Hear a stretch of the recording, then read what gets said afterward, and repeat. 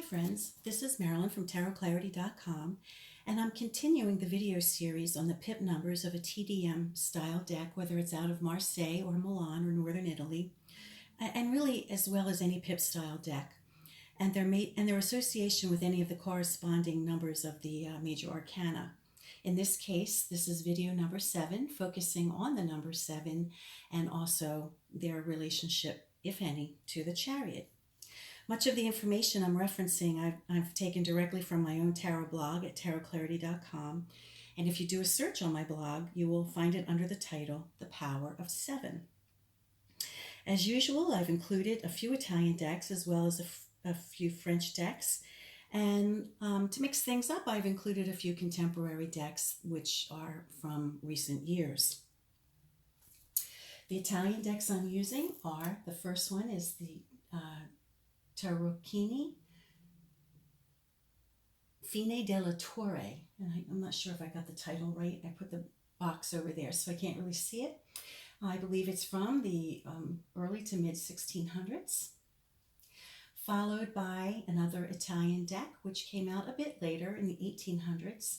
It's very similar to the Soprafino by Il Meninghello, but it is a different deck. I chose this one rather than the Meninghello like I did in the last video because this one's a little bit larger. For the French camp, I chose between two. I couldn't decide, so I chose both of them. The larger of the cards for the number 7 here is the Dodal, as recreated by Flornoy, and the smaller is the Millennium edition Tarot of Marseille by Wilhelm Houdouin. Houdouin conceived of a tarot that he believes the original Marseille creators would have created the deck based on a sacred geometry, which they aspired to, but somehow got lost in translation.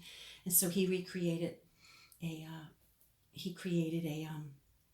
Tarot of Marseille deck, which he believed would have been the ultimate aspiration for them.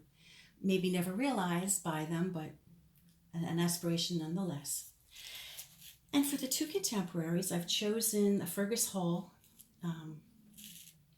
tarot, clearly not a Marseille style deck, but a pip style deck. It was a marketing ploy in the 70s for the film, the James Bond film, Live and Let Die. Unfortunately, I don't have the one that was released for the film. I have one that was released a couple of years later. I'm not sure of the year of my deck because I no longer have the packaging for it, but I believe this deck that I bought was probably from 74, 75. I've had it a long time. And then the last deck, which really does appear to adhere to a true Marseille style, is Le Tarot Noir, created in recent years, probably the 2010s. Again, I put the packaging over there, so I'm not really paying attention to the date. And it's a beautiful deck. I love it. It was created by Matthew Cartiera.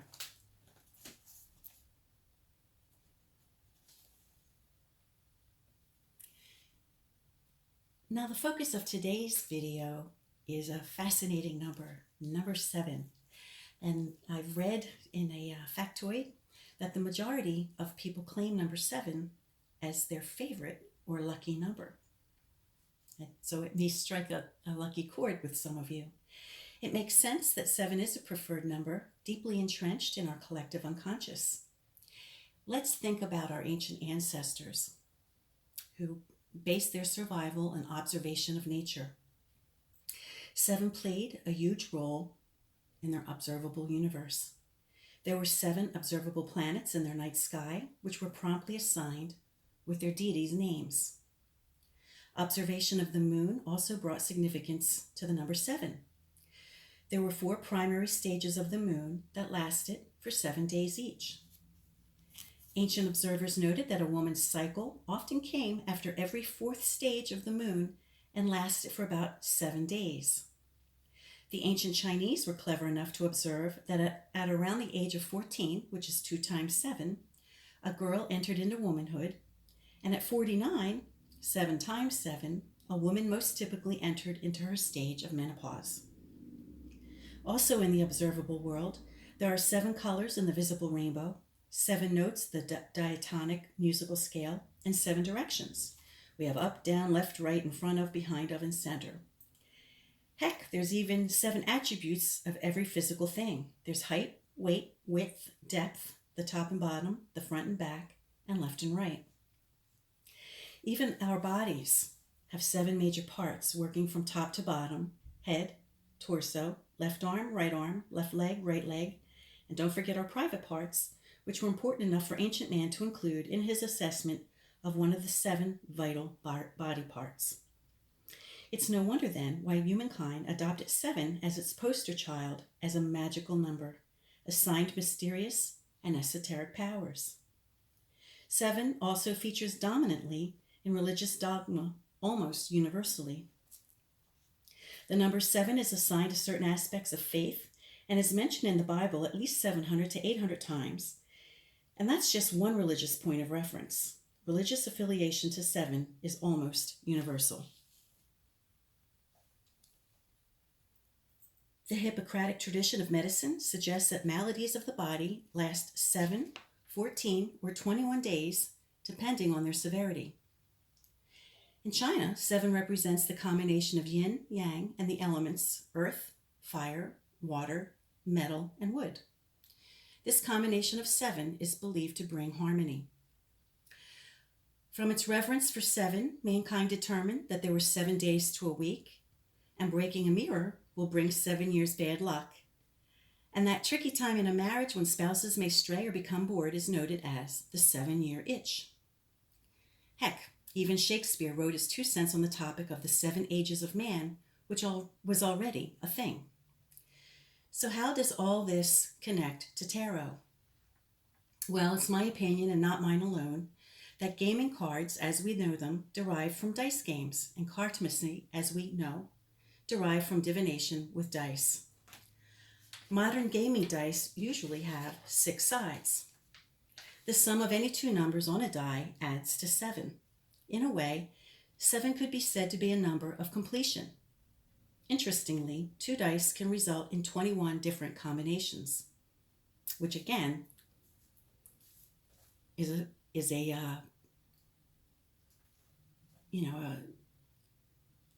derivative of 7. From the game of hazards, an early ice game, the game of craps evolved. In crap games, the occurrence of 7 is referred to as almost anything other than the word 7. If you roll a 7 or an 11 on the first roll, you win. Pretty lucky. 7-11. Some research suggests that the earliest tarot decks started out with 7 trump cards. The current 21 is another septenary, and that was the word I was struggling for a few seconds ago. Our tarot deck has a 7 in the major trumps, the Chariot, and 4 sevens, 1 in each of the suits. The 7 of trumps represents the 7 virtues. 7 trumps represent the 7 virtues. The major arcana may be laid out in 3 tiers of 7, each tier now bringing you to a higher level of consciousness. I don't personally or necessarily perceive as 7 as a lucky number in tarot, but its occurrence is significant. As in games of dice, any 2 cards that add up to 7 share a relationship. An example, the number of the Chariot combines the number of 3 and 4 of the Empress and the Emperor, creating a merge between the mental and physical realms as a kind of vehicle of the mind. So we have the Ace and the Lover card. We have the Popess and the Pope, 2 and 5. And we have the Empress and the Emperor, 3 and 4. So those 6 cards add up to 7. So they have a unique relationship amongst themselves. In my own handwritten scribble, when I go back to my notes and looking at what my thoughts were when I was assigning numbers to tarot meanings, I assigned the number as a momentary pause to consider the reality of a situation.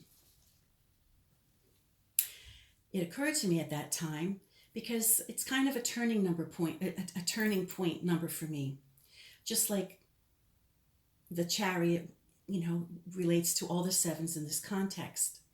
If you think of and I think I was thinking about the Tower in this regard, which is number 16, which is 1 plus 7.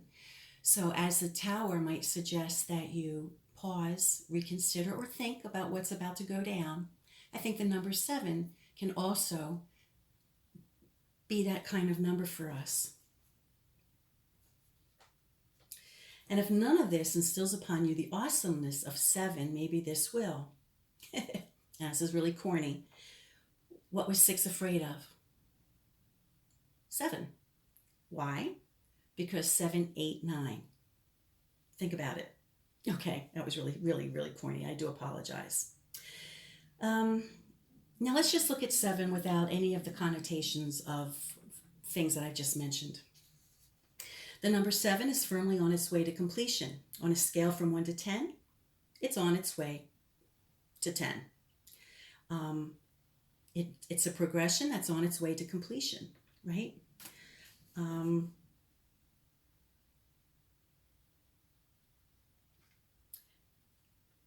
And before I move on to the Chariot, let's just take a look at some of these cards. We noticed that in the Marseille tradition, and also with the later Italian tradition, we have an exact formula for the way the cards or the items within the cards are represented.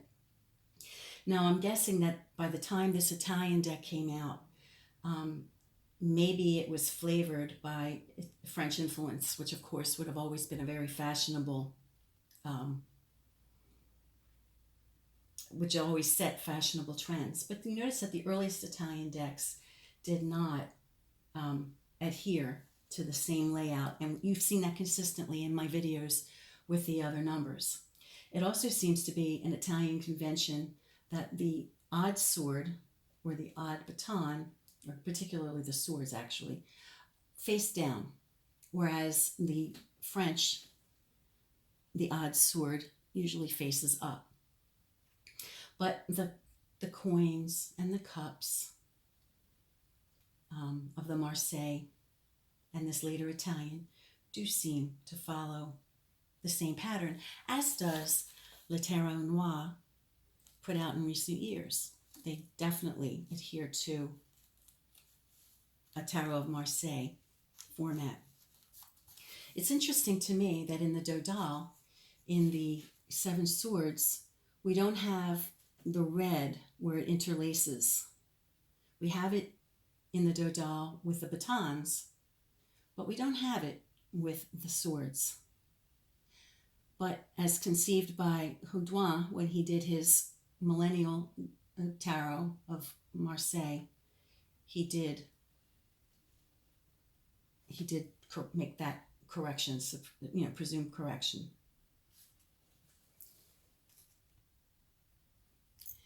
So if you think of the associations with the number 7s and you merge them with their respective suit, as I've been suggesting that we do all along with all of these videos in my series, you can come upon a meaning for, when you see the number 7 in any of the pip cards, you don't have to rely on an image, an illustrated depiction of the number 7 or the number 4, 3, or 2, if you have an understanding in your own mind of what that number represents. Now, for me, or for some of you, the number 7 may or may not be a lucky number.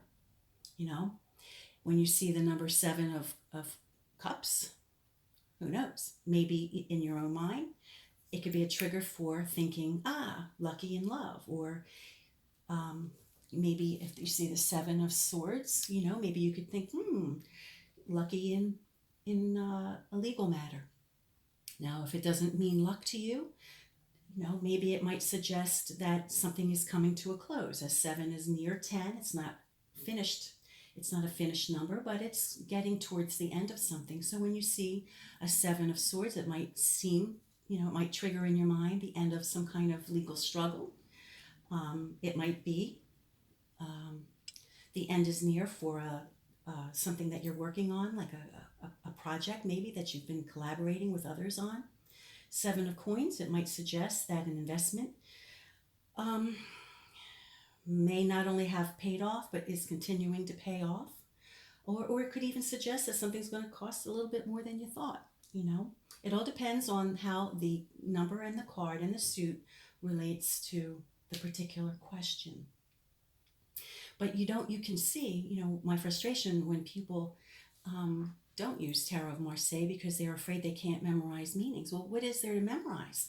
All you have to do is have an understanding of what a number means and associate it with the corresponding suit, which of course is related to the nature of the question.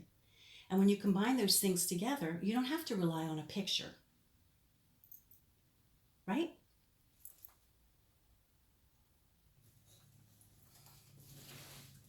I think you know where I'm going with that, right? Now, when we look at the sevens of the major arcana, and we consistently with these decks have the Chariot. Now you'll notice in the Italian deck that the number 7 of this older deck from the 1600s has an Arabic letter on it, but it would not have occurred. In fact, the Italian decks were not numbered at all. So that either means that everybody knew the correct playing order, or they were flexible and they could pre-decide within the confines of their own game that they were playing that particular day, you know, which numbers would have been, you know, higher, more highly ranked. We have this El Caro of the later Italian that was clearly marked and identified, more than likely with the Roman numeral, and the 7 was obviously, I think, put in there for us who are not as adept at learning our Roman numerals. With the Dodal and the Millennium, we have a Roman numeral. Notice in the Dodal we have the scalloped canopy, which would have referenced, which is a signal to us that it's an earlier style of TDM. With the Fergus Hall, James Bond, we have a different looking charioteer. The man himself is much more significant than either the chariot itself or the horses. And in the Tarot Noir, again, we have Roman numerals. And all of them, except for the first Italian one, we have Roman numerals. Now think of what the chariot might have meant to a medieval or Renaissance man or audience, including women. When they saw chariots, it was probably a historic reference to something that might have happened to the Bible, a historic reference to when great leaders would come into a town. They would undoubtedly ride in a special vehicle, not a cart that would have been pulled by a donkey or an ox, right? It would have been a more significant vehicle. Certainly, when great warriors were celebrated or drove into town, they came in on their chariots, right? And even in modern times, when we think of heroes, we'll often celebrate them in pageantry in cars, right?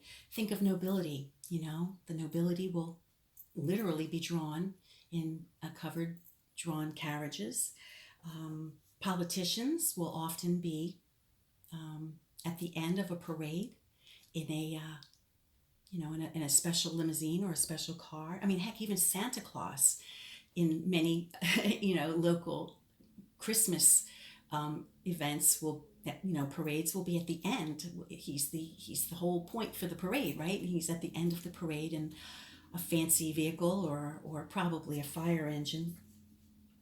And think of like our sports teams. When our hometown team wins, they're put on a special vehicle and they're paraded through town, and they're the end of the parade, right?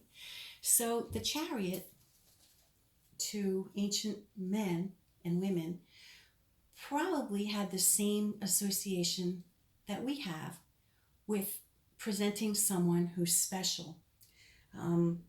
The special people often arrive in a special vehicle during parades or pageants that typically honor them. You know, and like I said, we have it in nobility, politicians, and sports figures.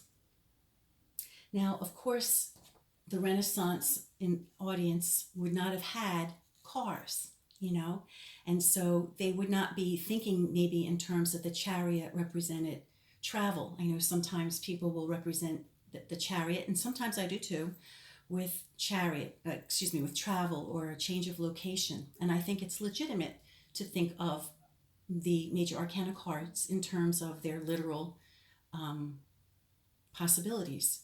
But if you want to go back to what inspired these cards, you know, for a sense of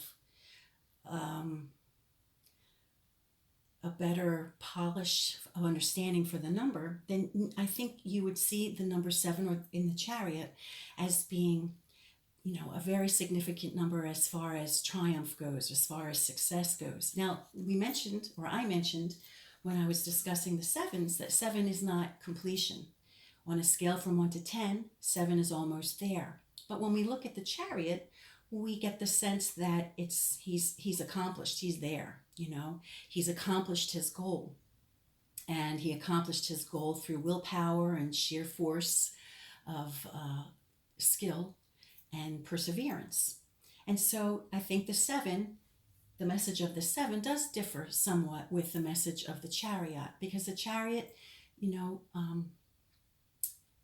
does, I think, have a stronger sense of completion and success, moving on to a next level, than the number 7 does in the actual numeric sequence of 1 to 10.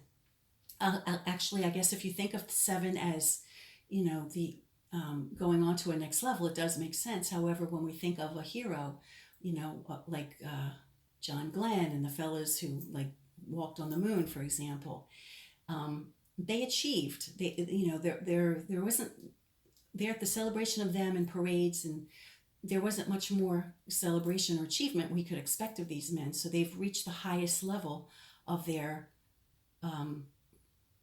endeavors, you know, like nobility, you know, the king or the queen, you know, she's attained her highest achievement. I mean, she's represented, or she'll parade in a horse-drawn carriage, in much the same way as a sports team who wins the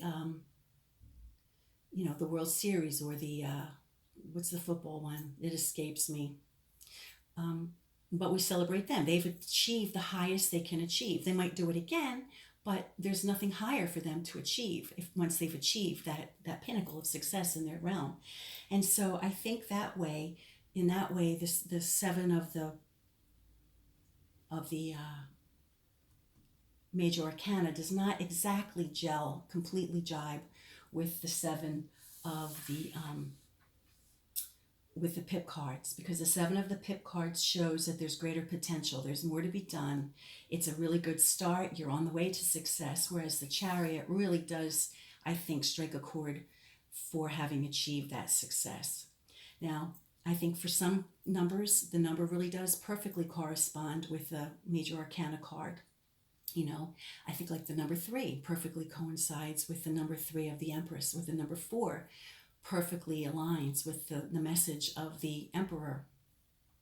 But some of them maybe don't exactly gel. And there could be a few reasons for that. It could be that they're random, and that the numbers that we've assigned in modern times to the order of the arcana, the major arcana, was a bit forced. You know, remember the earliest decks did not number their arcana cards.